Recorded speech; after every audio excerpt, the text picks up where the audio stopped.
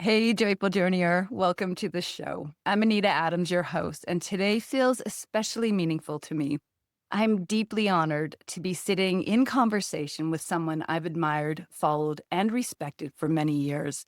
His work has shaped countless lives, including my own.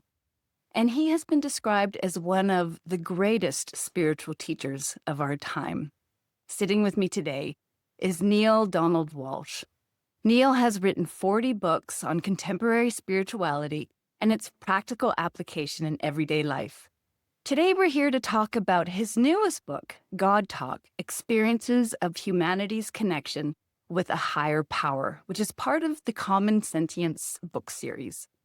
He's also the best-selling author of Conversations with God, a book series of 9 books. And in fact, actually, Neale, I have read every single one, and the first 3 I read 3 times.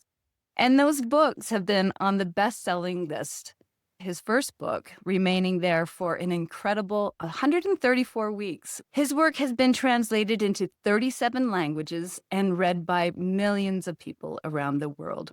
Neale, I've been looking forward to this conversation with you for weeks. I'm so deeply grateful for the opportunity to sit with you and explore your beautiful book. It's just such a powerful stories. I love it. I've read it a couple times from cover to cover. There's always something more that comes out for me. So thank you. And thank you for being here. Welcome to the show. You're very kind, Anita. It's lovely to be here with you. It's my privilege, and I'm glad that we have a chance to share this time together. How may I serve you? Well, thank you. I love that question. I have a number of questions for you, and I believe they're going to resonate. Your answers are going to resonate deeply with my audience. So one of the things that really stood out to me in God Talk is the way you share so many personal stories from others, people's lived experiences of communicating with God. What felt important to you about including such a wide range of voices in this book? I must be honest with you and tell you that that was the idea and really the insistence of the publisher. They called me and said, we want to make sure that when we put this book out, that people don't think it's all about Neale being the one person, in the world, or one of the rare individuals who receives communications from the divine. So what we would like to do is include the stories of other people who have had similar experiences of intervention, direct intervention in their lives, um, through words, decisions, choices, actions, occurrences, events. So they actually, before the book was written, they put an invitation out on the internet, and they invited people.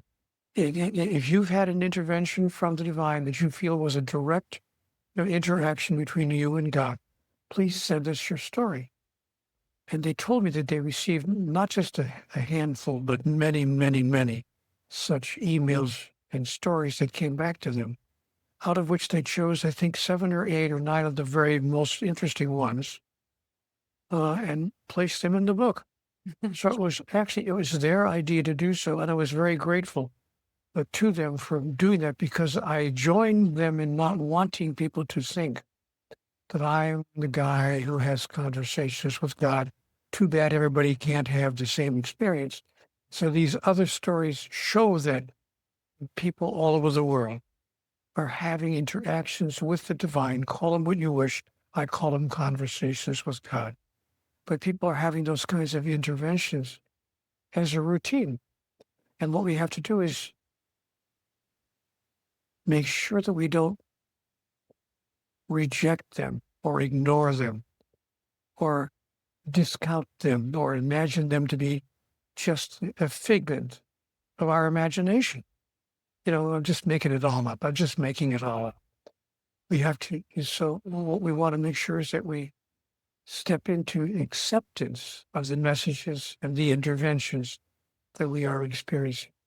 That's one of 6 steps that are included in this book. What's interesting, Anita, about this book for me is that writers rarely get calls from publishers saying, will you write a book for us? Most writers, myself included, my first 39 books, I had to, number one, write them and then submit them to a publisher to see if anybody wanted to publish it. Honestly, that's the process by which writers move through the world. If writers don't, pick up the phone and get a call from the publisher who says, will you write a book for us? But in my instance, in my case, not bragging and just saying that that's just what happened. The phone rang and there was a publishing house calling me saying, you've written this series of books called Conversations with God, and it must have raised a question. Is it just you, or can anybody have such a conversation? I said, yes, of course it did raise the question. And the answer is all of us can have our own conversation with God. The publisher said, would you be willing to write a book explaining, or at least sharing with people how they could possibly have their own experience similar to the one that you've had? I said, I would love to write such a. So I did. And it came through me. So honestly, that book was written in like 8 or 9 weeks. Wow. And even then, it wasn't like, 24 hours a day, but I was working out, 4 or 5 hours a day. And after about 8 or 9 weeks, the book was done. My portion of the book was done. Then they added all those stories that they had collected from the internet. And before we knew it, we had a book titled GodTalk. What a brilliant idea. And I believe that was very much divinely guided. I know that when I read your first series, the Conversation with God series, I was like, oh, I want that. I want that. I want to have that kind of conversation with God. And I remember thinking that you had to be something special. There's got to be something special about you to have those kind of conversations. And even though in your book, I think you say that that's not true. Like anybody can have a conversation with God, but having this book full of stories of people's experiences with their conversations with God, I think is really helpful for people to recognize that it's not a one-way thing. It is a conversation, like you say, it's a conversation, which is a two-way road. So thank you for writing this book. One of my favorite stories in the book is Wear Skirts by Sue Bryan.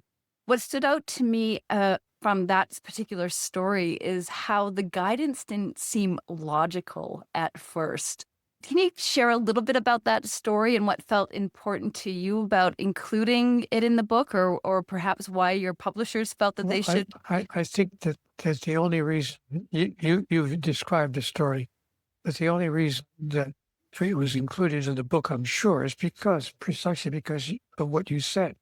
Yeah. Sometimes the insight, if you please, or the advice that we receive from the divine is a bit, shall I use the word unusual, unexpected, unanticipated, off the beaten track.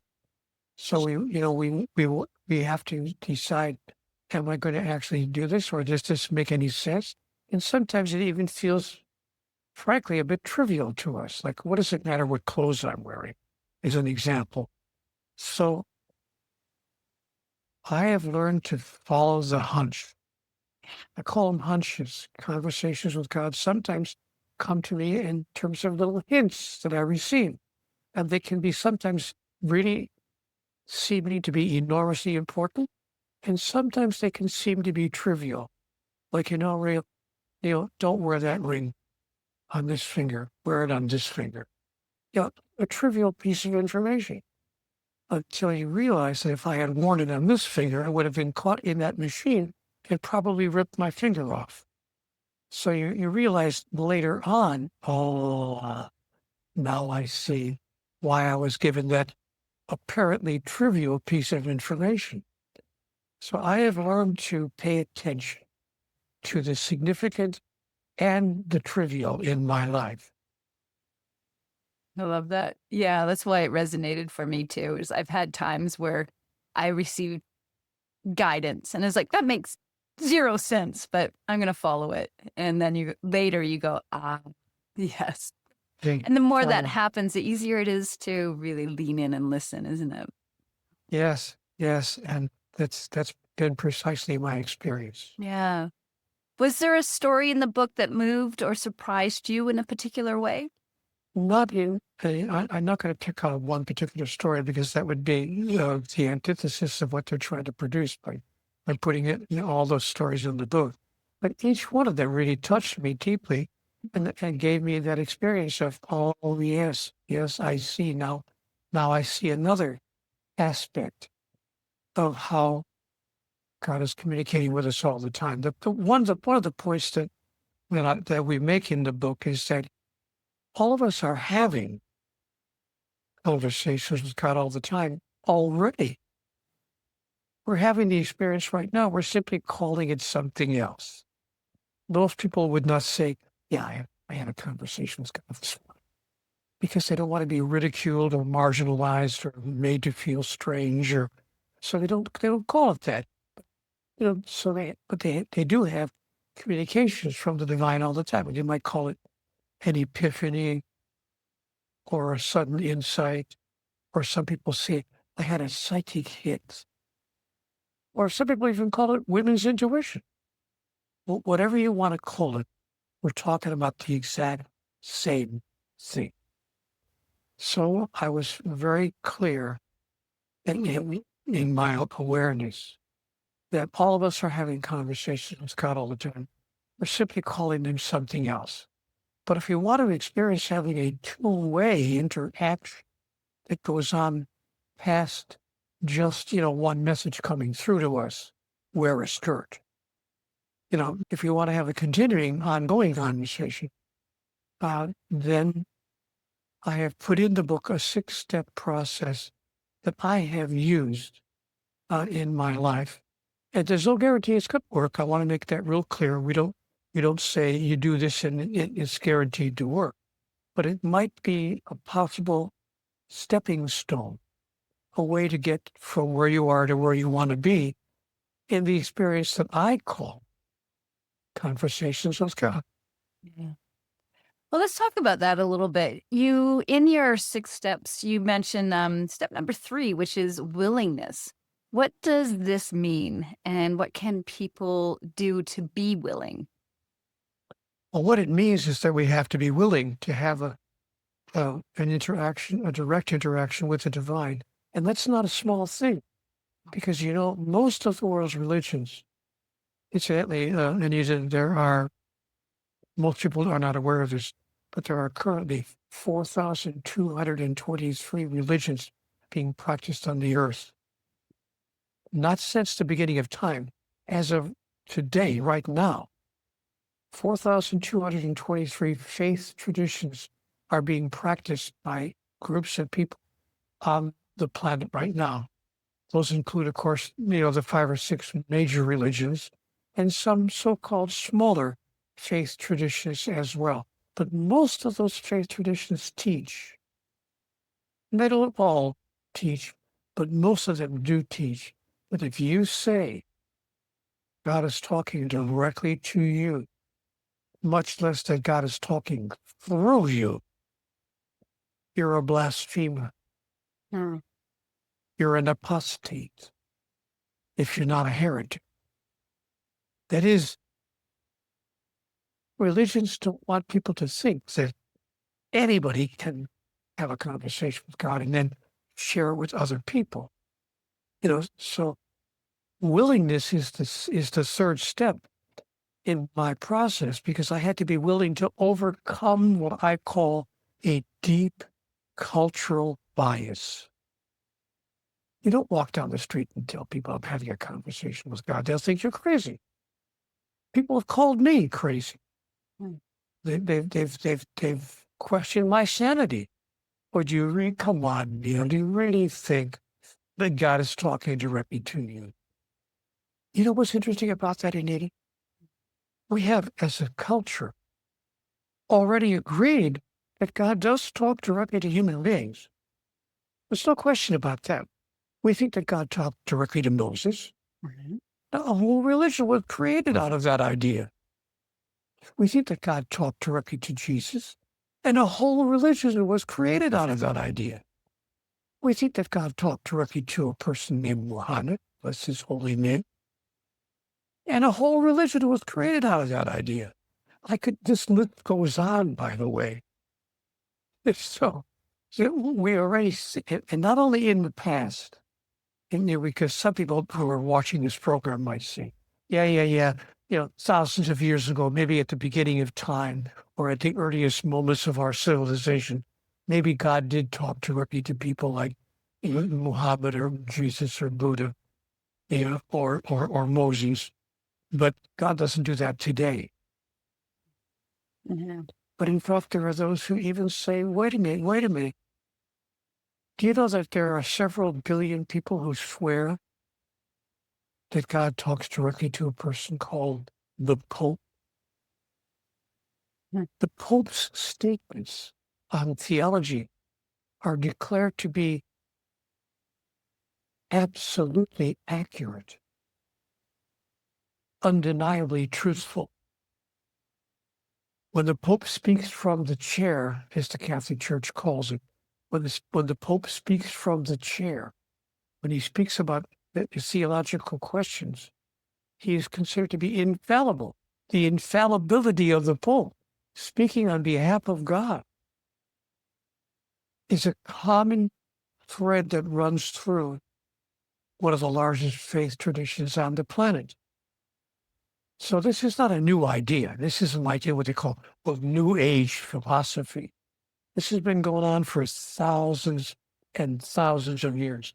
This idea that God talks directly to human beings, even in modern times. And not just men, not just Yeah. Moses or the Pope, no, but uh, Julian of Norwich, Beatrice of Nazareth, Mother Teresa, Yeah. Elizabeth of Aragon. There have been many masters, both male and female, through the years, who have said, I'm experiencing divine intervention. I'm experiencing God speaking to me. And they share that with other people. And people's lives have been touched in ways that have been improved beyond belief by simply listening to what the female and male spiritual masters through the centuries Mhm. have been willing to share with us. And now we don't even have to wait for a spiritual master to come along. We can all have our own conversations with God and call them that, declare them to be exactly what they are, if we choose to do so. That's the brilliance of your work, making it accessible for everybody, helping everybody to understand that, yes, you can have your own conversations with God. I know that I think it's the next step in this series is worthiness. And I know that worthiness was a big one for me for a long time. And I would have that, who am I to have a conversation with God? Like I'm nobody. Why would God talk to me? And I think that's part of our cultural bringing up that, like I grew up in the Catholic Church, and you go to church. That's where you have a relationship with God. Yeah, you have a relationship with God, but you don't have a conversation with God. It's really Yeah. clear in the Catholic Church that God is talking to you directly and talking through you. They will bring you into the pastor's office and have a long talk with you Right. Yeah. because they don't want people to walk around saying they're having conversations with God. By the way, worthiness is step number 2. Okay. But it's of the 6-step process. Right. Let me share with you real quickly what that process is. Yeah. And then we can talk more about some of the steps. Step number 1 is possibility. That's not a small step. In order to have a conversation with God, we have to agree with ourselves that it's possible to do so. Number 1, we have to agree that there even is an entity that we call God, or Allah, or Yahweh, or Jehovah, or whatever word we want to use to refer to the highest authority, the higher being. Is there even a God? So we have to agree to the possibility that God exists, that God will speak directly to us in a two-way exchange if we ask her to. and she will do it for sure. As sure as I'm sitting here, all we have to do is ask, and he'll be right there for us. So possibility is the first step. Agreeing that it's possible that a God exists and that he will talk to us whenever we ask him to. Then step number 2, worthiness. That we, in fact, are worthy to be among those people to whom God speaks directly. And then step number 3, willingness to overcome the cultural bias, to not be afraid, but to step out of fear into a willingness to experience the direct communication with the divine. Step number 4 is wakefulness. Once we're willing to have a conversation with God, whether it's an extended conversation that goes on for an hour or two, or a brief conversation, just a simple sentence or two, a little hint, a little insight, whatever it might be. Wakefulness is step number 4, which means we have to stay awake. Stay awake. Otherwise, you'll go in one ear and out the other. You dismiss it completely. You don't even hear it. You don't even really receive it. It just goes right past. So stay awake. And this is what wakefulness looks like to me. You're driving down the road. I'll give you an example. You're driving down the road. Maybe you're driving on a highway somewhere, and you see a billboard.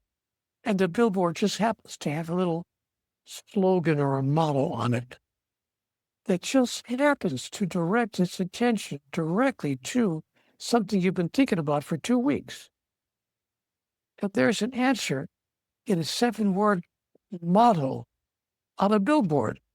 Now, if you're not wakeful, if you're not wide awake, you're going to see that billboard and say, yeah, and keep on driving. Only if you're really awake will you say, wait a minute. That billboard hasn't had an answer to a question I've been asking myself for the past 2 weeks. So it's about staying awake to all the incoming messages, to all the ways that we are receiving communications from the divine. Like a podcast that you could be watching right now. Is it possible that this is just another form in which God is saying, wake up. I'm talking to you all the time. I'm even using this podcast as a means by which you can be aware of the possibility. Which takes us to step number 5, acceptance. Don't reject what you're hearing as being, no, I just made that up. Yeah. But accept it. One of the questions I asked God when I was having my ongoing conversation, I said, how do I know this is not just my imagination? And she gave me an answer that I remembered to this day almost verbatim. He said, what makes you think I wouldn't use your imagination as one means by which I communicate with you? Where do you suppose Mozart's music came from? Where do you suppose Michelangelo's art came from? Where do you suppose the insights of the world's great thinkers come from? If they don't come, at least in part, from their imagination. By the means of which they imagine the greatest outcomes, the greatest wisdoms, the greatest prospects that could be placed before humanity. So yes, use your imagination. Love that. So I said, okay. So acceptance is an important part of the 6-step process. Not to reject it because it's just, too good to be true. That was another thing I said to God. How do I know that what these messages are saying are really true? Because some of them seem too good to be true. And you know what God said to me in reply? Neale, if God be too good to be true, who can? Great answer. I know it was a fabulous answer. I thought, okay, you got me there. You got me there. Awesome. And that takes us to step number 6, discernment. To be able to truly tell the difference between messages that are in fact coming to us from the divine and messages that are coming to us from another source. That's especially true in this day and age when we're being bombarded with messages all over the place from many more sources than we were bombarded with when I was 10 or 12 years old. We didn't have these things in our hand. When of course, I'm an older guy. I'm 82. But when I was 15, 16, 18, 20, we weren't walking around with these things in our hand. We weren't receiving information all the time. Right now, you got these little devices that hold all the information in the universe. I can ask any question I want and type it into the search engine, and it will give me an answer in 20 seconds or less. So we have to use discernment to know the difference between an actual insight from the divine. I'll give you an example. Walk into my car from the shopping center and getting in my car to take my groceries home. And I reach into my pocket to grab my car keys. And as I pull out my car keys, a $10 bill I happen to have in my pocket falls on the ground, comes out with the car keys. So I look down and I go, it's message from God. I'm supposed to take all of hipper money out of my pockets and throw it on the ground in the parking lot. It was an accident. Neale. Discernment, a little bit of discernment, please. So I've learned to apply that 6 steps to the messages I receive. How can I tell the difference between a message from God and, stuff that happens, things that people say, words that we hear from another part of our mind, maybe even the part of our mind that's afraid, that's fear-ridden? How I tell the difference is that the messages from God never contain fear, always contain joy, a sense of freedom, and complete love for self, and for others. Any thought that I hold that does not contain the energy of love for everyone else, including, by the way, people with whom I deeply disagree. Any message that contains words that are not filled with love is not a message from God. It's a message from a part of your mind that's afraid. Fear produces negativity. Divinity produces joy, freedom, and love. Only joy, freedom, and love, even for those with whom we disagree. So I have learned through the years to disagree agreeably. I like that. So in our discernment practice, we can ask ourselves, is this coming from a place of love or is this coming from a place of fear? Bingo. Yeah. And you talk Yep. about the tummy test in your book. Can you elaborate a little bit on that? Yeah, I listen to my stomach. Yeah. I think that the body is a data receiving instrument. We're in my awareness, in my understanding, we're 3-part beings made up of body, mind, and spirit. And we're all 3 in one. We're not one and not the other. We're all 3 in one, in my understanding. Even, by the way, when we are in the spiritual realm, they are still made up of those 3 aspects, in my understanding, in my awareness. They may be vibrating at a different frequency, but they're the same 3 aspects of our divine self. And God's divine self is exactly the same. God's body is everything in the universe, every planet, every every star. If you don't believe that's divinity, look up at a night sky and tell me you're not experiencing divinity.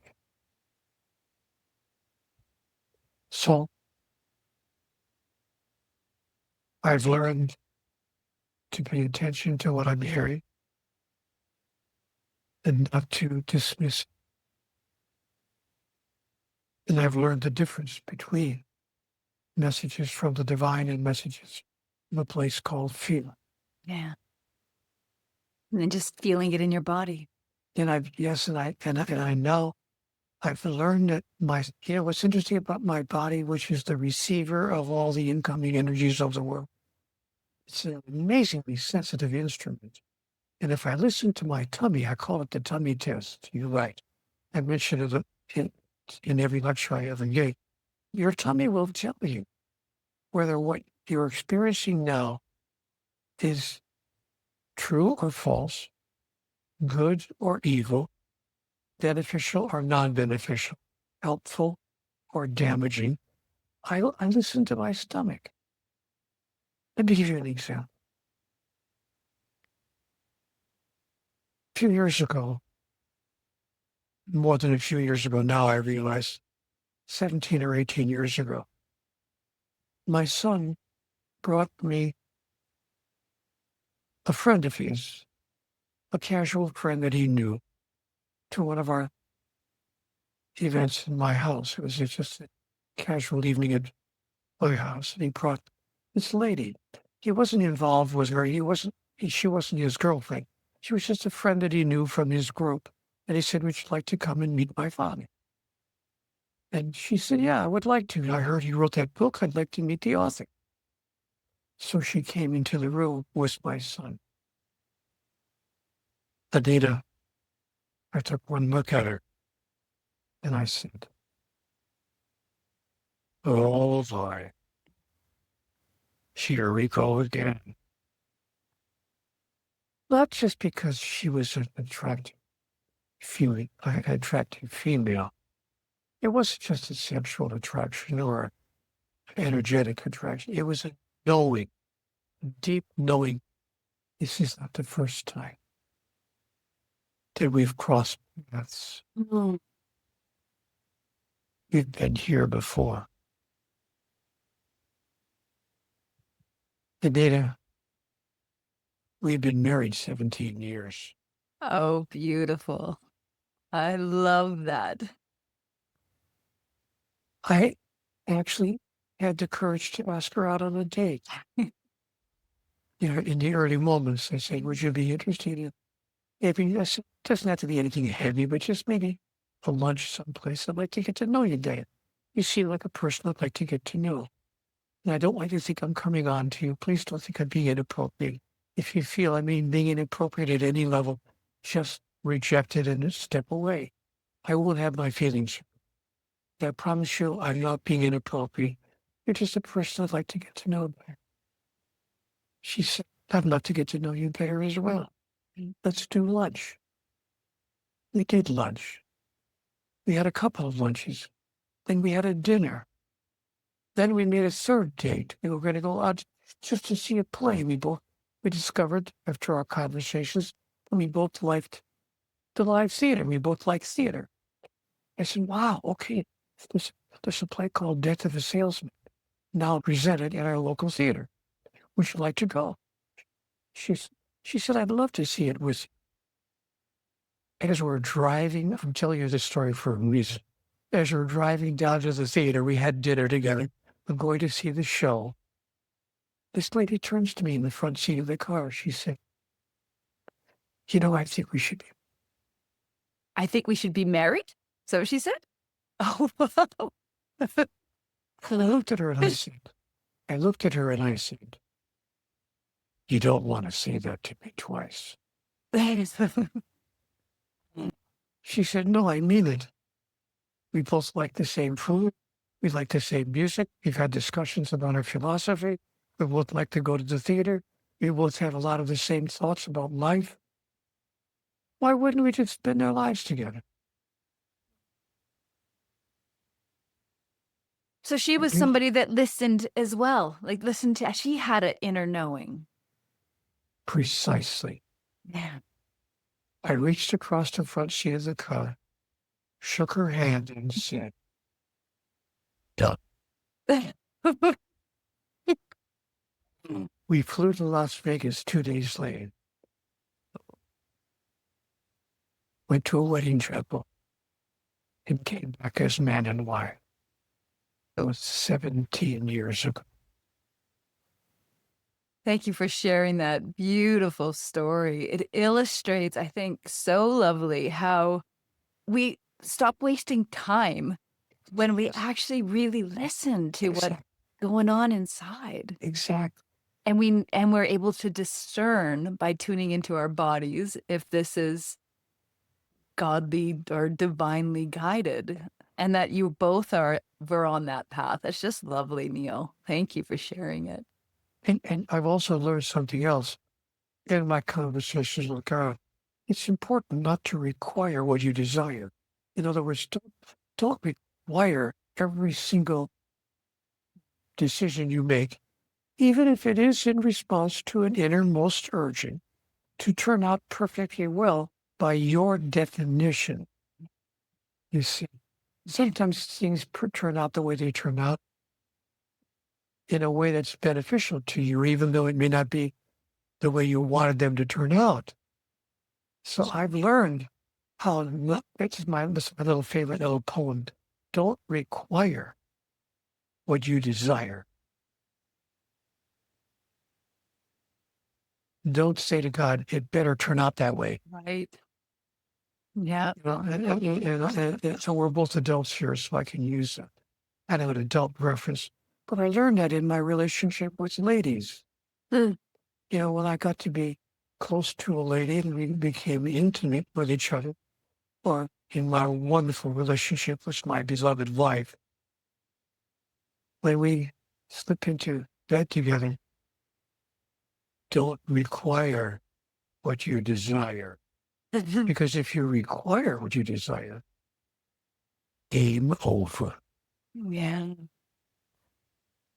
That's kind of really leaning into presence and acceptance, isn't it? Bingo. Yeah. Exactly. To Yeah. be present for what is occurring and to joyfully accept Yeah. the outcome, And let go of your, whatever it might be. yeah. Beautiful. And that plays out in all areas of our lives, relationships, work. Does it ever? Yeah. It's beautiful. I love all of Relationships, it. work, Yeah. parenting, friendships, Oh, even casual conversations with people that you've never met before. just letting go and allowing it all to flow. Beautiful. I do have a couple more questions for you, and this one you've answered it here and there, but I really want to hone in on this because I think it's really important. You write in your book that God communicates with us by choosing the way we can and will most easily relate. And I want you to elaborate on that because I used to think that I needed to hear a voice, but it's not just a voice. It's so No, many. it could be the lyrics of the next song you hear on the radio. And I'm not kidding. I've actually had the experience of turning on my radio and they're singing a song, the lyrics of which are speaking directly to me. I think, what are the odds on this? So yes, they don't necessarily take one particular form or consistently take one particular form. They come to us in feelings. God said to me, Neale, feelings are the language of the soul. God. I love that. Feelings are the language of the soul. Yeah. And it can be on things that are of major importance or things that are relatively trivial. Again, if I could be allowed to give you a little example of what I call a trivial feeling, we're driving down the road, my sweetheart and I are going to have dinner. We're going to go to one of our favorite restaurants, but we're looking for a parking space. And I think, no, go around the corner. There's going to be a space around the corner. And I turn around the corner, and there's a parking space right there. And my darling will say to me, "You do that all the time. What are you in alignment with the parking gods? You always find a parking space within walking distance of wherever we're going. How do you do that?" I said, I don't know. I just listen to what it feels like. It just felt like there was a space around the corner. If I didn't feel that, I wouldn't have gone around that corner, would have gone the other way around. I would have done something else. So I listen to feelings, whether they're about major events in my life or trivial experiences like finding a place to park. But well, it's those trivial experiences that really help us tune into the feelings so we can act with those bigger experiences. Wouldn't you agree? I would absolutely, I couldn't agree more. Yeah. I agree with you profoundly. Yes, that's exactly true for me in my life. Thank Yeah. you for articulating those thoughts. Yeah. And just practicing that with the little things. It makes it easier to really lean in and listen with the bigger things. Wow. Yeah, precisely. Yeah. It's awesome. So, Neil, one of the things I absolutely love about your work is the playful energy you bring into everything, even while you're delivering an important or powerful message. And in God Talk, you do this again. In fact, you dare us, you double dare us when you write, "So let's not stop at having conversations with God. Let's have conversations about God. Yes, in polite company. Dare you, dare you, double dare you." I just love this. And I actually think this is the heart of and the main message of your book. So let's talk about that. Why is it so important for us to begin having conversations about God? In my view, I could be wrong about all of this, of course, but in my view, it's important to have conversations about God because the thoughts, the understandings, the feelings that many people, if not most people, hold about God are simply inaccurate. Mm. That's been my observation of my own life in the earliest days of my life and of the lives of those whose life I touch. That when we talk about God with each other, I discover that people's feelings about God, their understandings about God, are so often, not always, but in the majority of times, so often, in my understanding, wildly inaccurate. To give you an example, many people feel that God is judgmental, that in fact it's God's job to be judgmental, that God is judgmental, condemning, and punishing. And when I asked God about that, I said, God, I was raised as a Catholic, and I was taught that God was judgmental, condemning, and punishing. God will judge our every action, our every choice, our every decision, even our thoughts. And then if the thoughts, not to say our actions and our words, violate God's commandments, then God is going to judge us. And if God judges us as being guilty, then God will punish us. Judgment, condemnation, and punishment. The process by which we interact with the divine. That was my understanding until I was an older man in the middle of my life. And many people feel that way about God, not just Catholics. People of all the world's religions, or many of the world's religions, hold those thoughts. And then God said to me, "Sweetheart, I'm none of those things. Never judge. I will never, I will never punish. I was told that there's no such place as hell. There's no such thing as eternal punishment.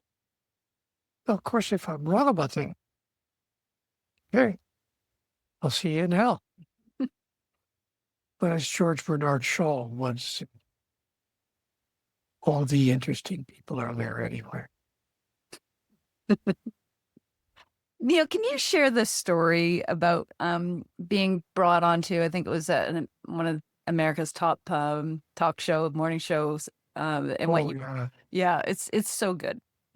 Well, I was doing the Today Show, and Matt Lauer was interviewing me. He had me on the air for about 7 or 8 minutes. They don't do long interviews on the Today Show, but 7 or 8 or 10 minutes.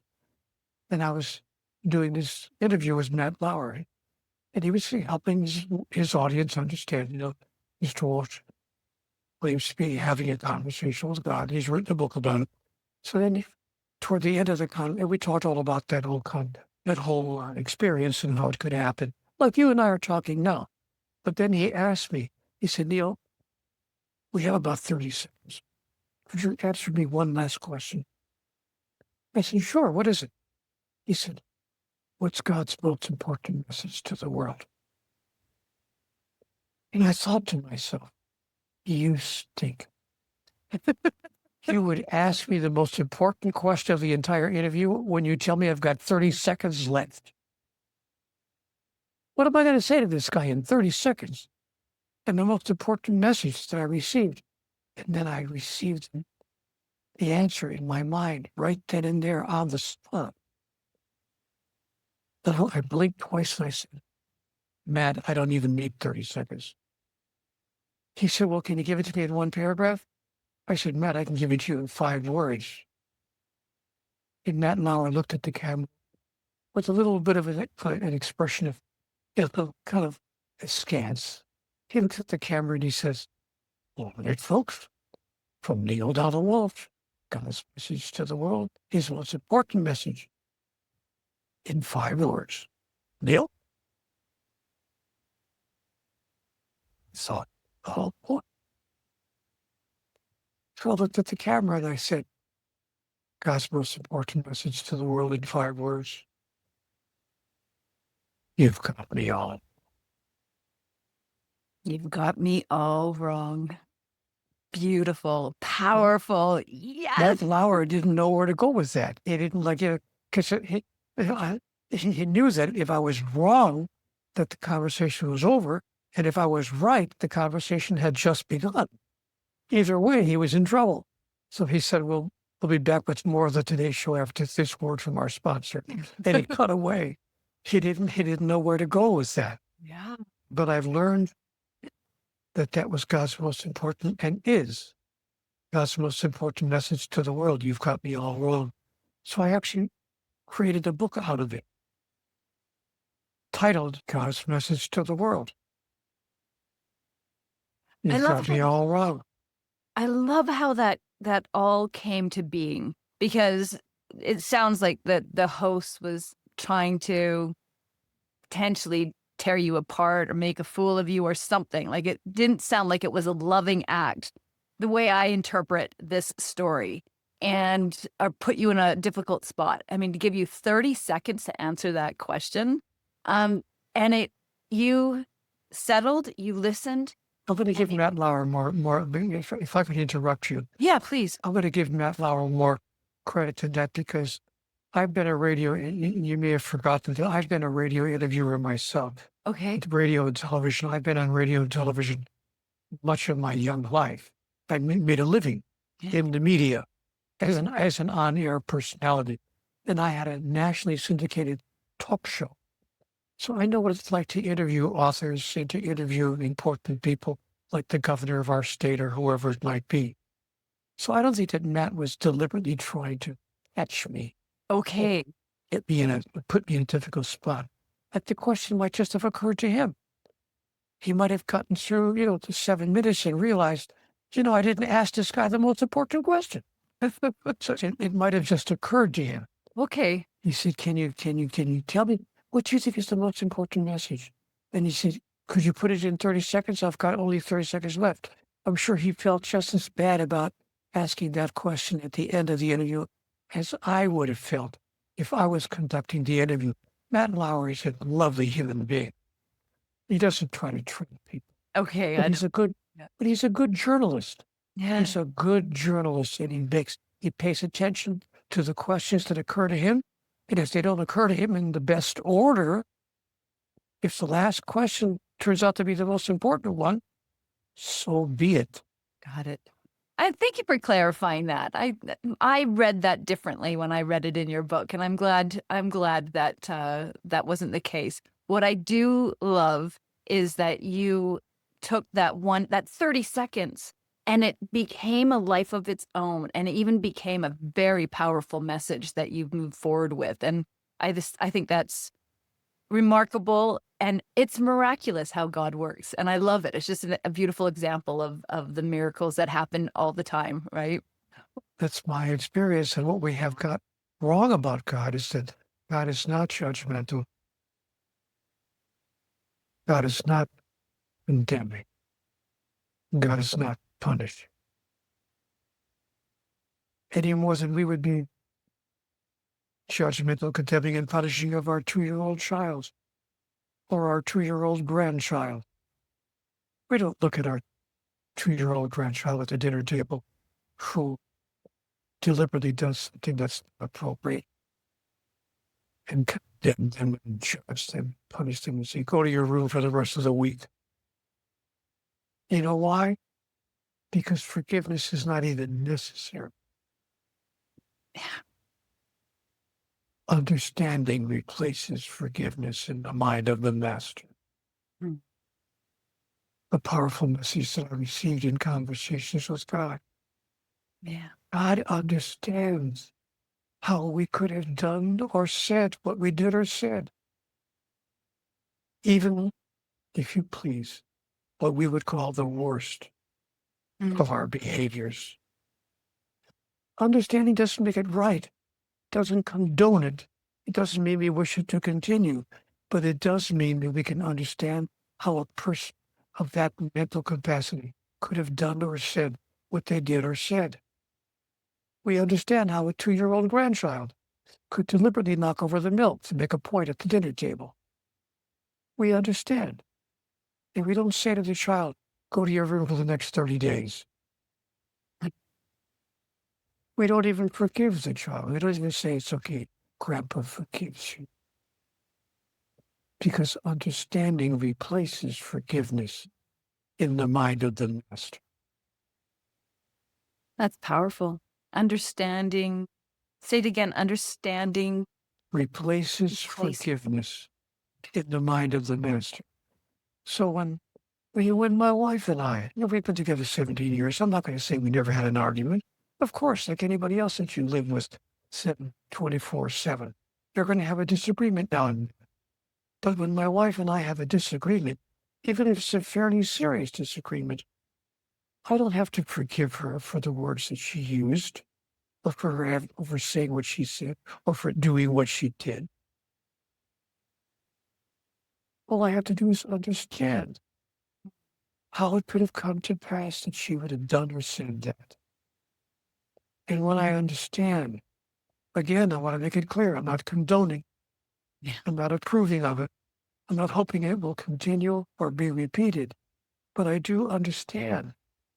And when I apply that same measuring stick to my own actions and my own words from the past, how could I have done it? God, what's the matter? Why would I say that? What's the matter? Why would I say something like, Neale? Mhm. But when I apply that same measuring stick to my own actions, then I find it even easier to apply those measures to the actions and the words of others, which is what causes my spouse to say to me,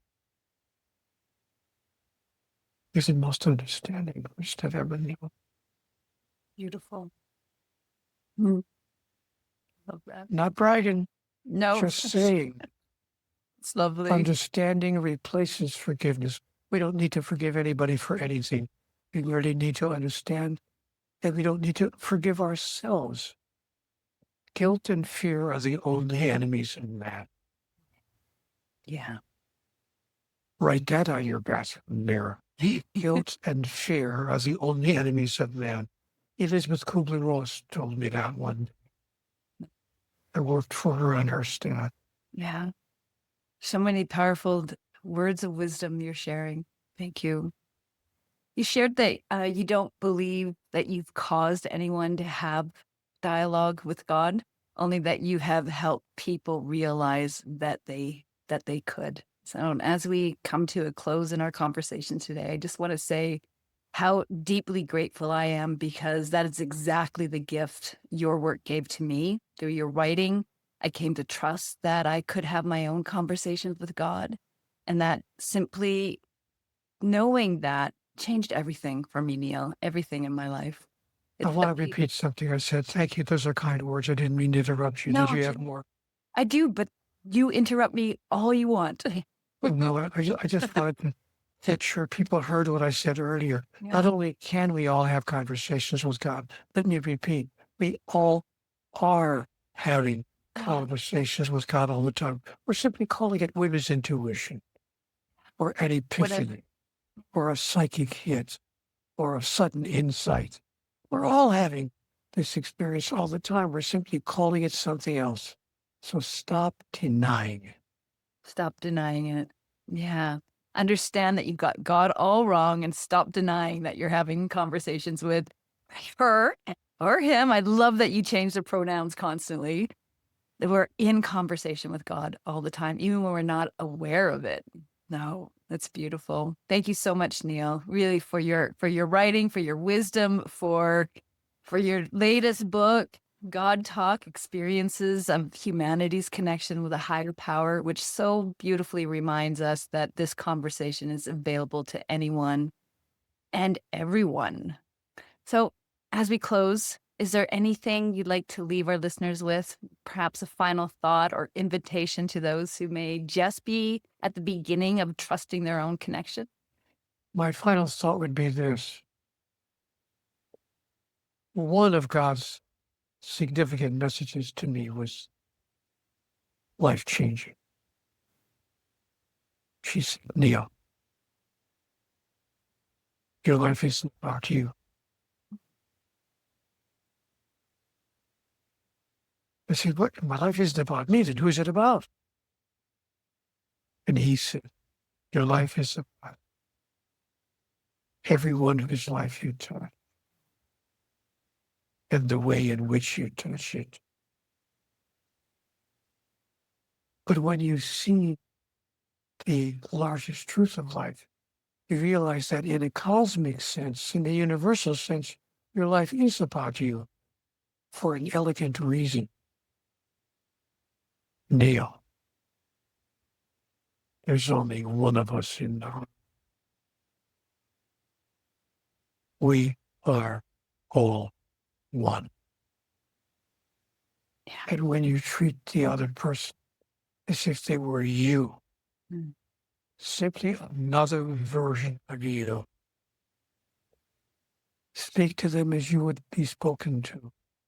Do unto them as you would have it done unto you. See them as simply you in another form. Choose to move through your life in that way. And your life will change for the better forever. I could, of course, be wrong about all of this. I think so. Wonderful. Thank you so much for your time today, Neale, for showing up, being so present with me in this conversation and leading the way, being such a guide. Truly, truly value everything that I've learned from you, and I've learned so much. And thank you for coming onto my show. Joyful Journeyers, thank you for being here with us today, for listening. Go get your copy of God Talk. You will not regret it. It's a beautiful book with so much wisdom within. and share this with somebody that needs to learn more about Neale and his work and his books and his beautiful teachings. And we'll catch you next time. Bye for now.